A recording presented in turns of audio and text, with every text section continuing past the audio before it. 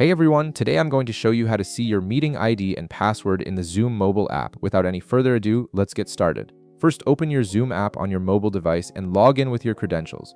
Once you're logged in, you'll land on the main dashboard where you can see all your meeting options and upcoming scheduled calls. Now direct your attention to the upper right corner of your screen. You'll notice 3 dotted lines there, which is your menu icon.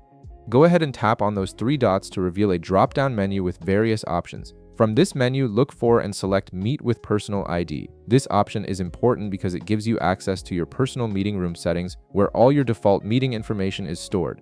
After selecting that option, you'll be taken to your personal meeting room screen. Here, tap on Edit Meeting. This action will open up a detailed view of your personal meeting settings, allowing you to see and modify various aspects of your default meeting configuration.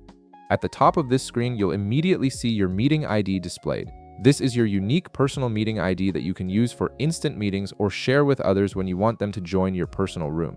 It's a permanent ID assigned to your account, so it won't change unless you manually update it.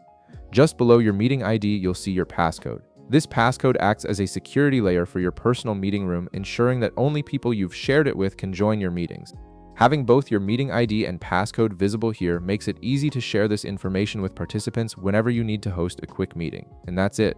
You've successfully located both your meeting ID and password in the Zoom mobile app, giving you quick access to your personal meeting room credentials whenever you need them. If this video helped you out, be sure to leave a like, subscribe, and I'll see you in the next one.